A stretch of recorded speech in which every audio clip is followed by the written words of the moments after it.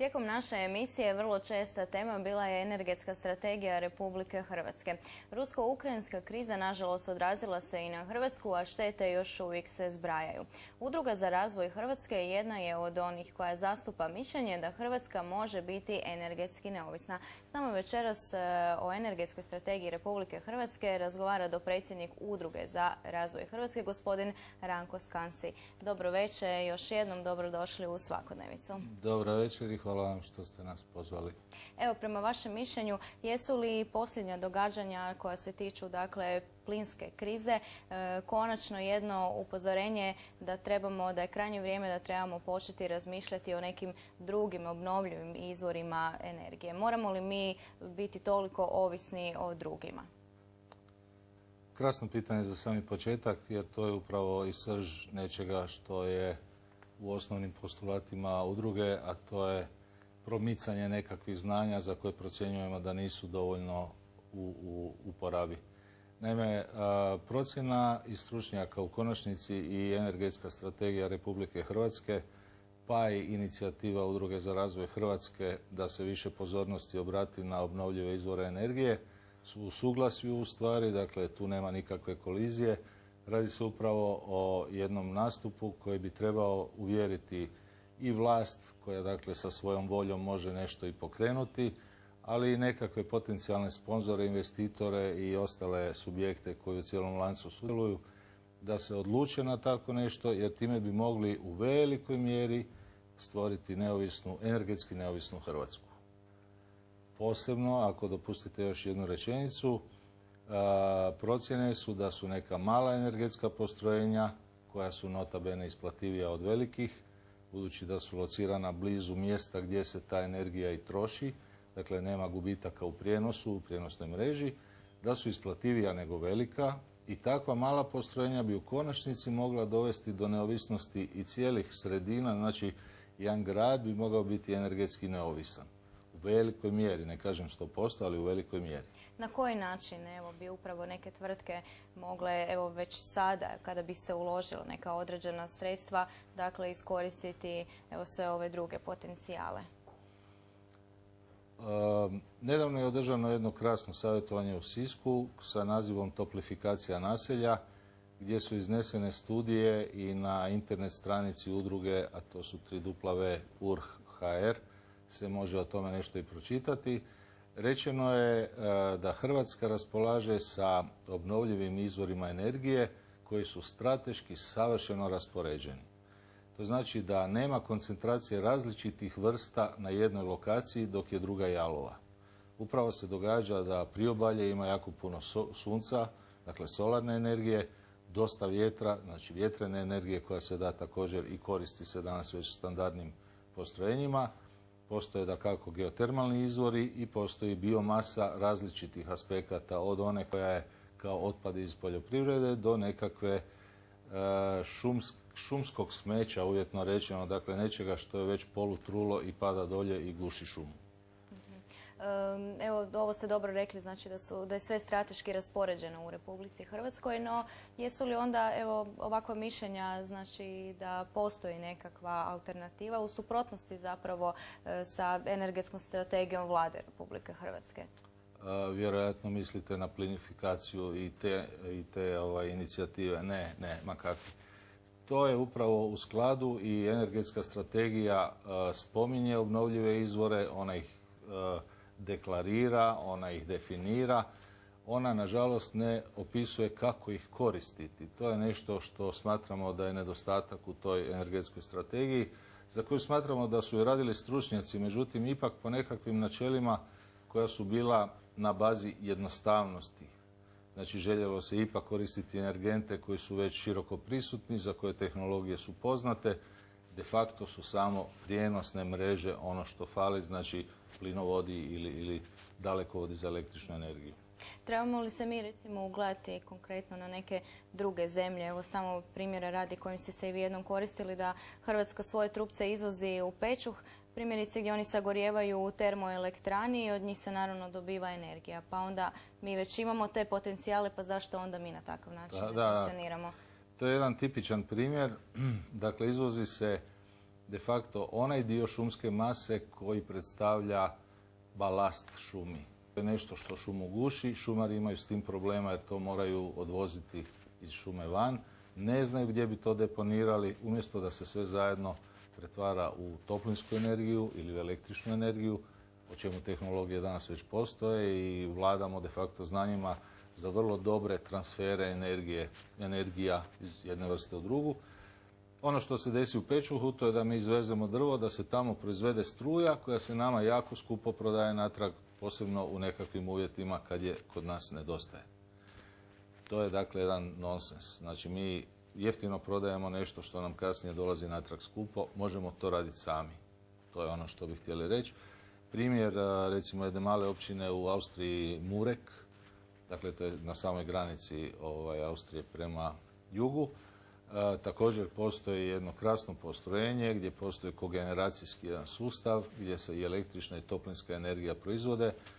Postrojenje je u samom naselju, dakle nema velike mreže, samom toplinskom mrežom se razvodi po kućanstvima i po toj maloj industriji što tamo postoji. Svi su savršeno zadovoljni. Dapače, imaju energije viška i oni ju uvjetno rečeno izvoze u druge gradove te regije. Evo, kada govorimo o tim obnovljivim izvorima energije, naravno uvijek se spominje cijena i svi govore kako to nije jeftino. Međutim, po pitanju jedne dugoročne isplativosti, u svakom slučaju isplati se. Apsolutno se isplati. Naime, ako banaliziramo situaciju i kažemo samo novo postrojenje košta toliko milijuna nekih novaca, bez obzira kojih dolara, eura ili kuna, tada su stvari banalne, jednostavne, ali u stvari nedorečene. Ako kažemo da implementacija znanja i tehnologija koje danas postoje u takva mala energetska postrojenja na neki način dovode i do zapošljavanja ljudi novih, dovode do čišćenja resursa koji postoje okolo kao vrsta otpada, upravo spomenuta ta šumski otpad, znači neka biomasa, korištenja nečega što nam je Bog dao ili neka druga viša sila poput sunca i vjetra. Dakle, to je nešto što postoji i postojaće još nakon mene sigurno, a možda i nakon vas. Ali u svakom slučaju to su nekakvi energenti s kojima mi raspolažemo, a ne koristimo ih. De facto ih bacamo na stranu. S druge strane, dolaze krizne situacije kad neko zatvori plin ili postoji kriza u količini električne energije. Znači moramo uvoziti, to su interventne aktivnosti koje koštaju daleko više nego redovne. Znači da bi spriječili tako nešto, mi možemo i procjene zaista na tom savjetovanju, a zaista su eminentni predavači bili, 70% energije proizvoditi sami za sebe. Ostaje tih 30% koje će trebati uvoziti ili su dijelom već proizvedeni kod nas kao konvencionalna energija, recimo električna iz hidroelektrana. Dobro, imamo jedan poziv. Dobro večer, čujemo se. Halo. Dobro večer. Dobro večer, izvolite. Želim pitati cijenjenog gosta. Zašto vlada ne osigura poticajna sredstva u obliku priznavanja porezne olakšice prilikom, na primjer, stavljanja solarnih ćelija ili prilikom stavljanja izolacije u obliku 10 cm stiropora, na primjer, na objekte? Hvala. Hvala vam puno na pozivu. Evo, ovo je trebalo biti i moje sljedeće pitanje. Trebamo li mi uvesti državne poticaje? Apsolutno. Kao što druge zemlje primjerice. Apsolutno. I opet dolazimo do složenja matematike. Gledatelj je krasno pitanje postavio, jer zaista danas, posebno u Dalmaciji, situacije su naoko jasne i ljudi rado prihvaćaju nove tehnologije i postavljaju solarne kolektore ili fotonaponske ćelije, dakle, na krovove, koristeći time energiju sunca koja je dolje zaista u visokom udjelu. Međutim, prava matematika, da ne budemo statistički nedorečeni, prava matematika govori da je isplativost, dakle kad bez subvencija razgovaramo, bilo čijih, isplativost takvih malih energana u stvari ne postoji. Realno ne postoji. Današnja tehnologija, kad se proizvede jedna fotonaponska ćelija, njena trajnost praktički je podjednaka sa povratom investicije. Međutim, ako se radi o velikim energanama na isti taj izvor, znači na sunce, onda se priča drastično mijenja. Onda se električna energija proizvedena iz sunca distribuira standardnom mrežom, prodaje mreži Hrvatske elektroprivrede ili kako god, i distribuira do krajnjeg potrošača. Međutim, takva postrojenja su daleko isplativija zbog količine energije koje oni jednostavno transformiraju u električnu. Državne subvencije za sad u tom kontekstu ne postoje. Posebno sad u ovom kriznom razdoblju. Subvencije bilo koje vrste su skraćene i zahtijevaju iznimno kompliciranu papirologiju, jednu administraciju koju kad krenete u to, u stvari odustanete od toga. Dakle, ono što bi ja mogao savjetovati kao ipak nekakav poluznalac u cijeloj toj tehnologiji, to je da je danas isplativo staviti onaj vid solarnih transformatora koji u stvari grije vodu.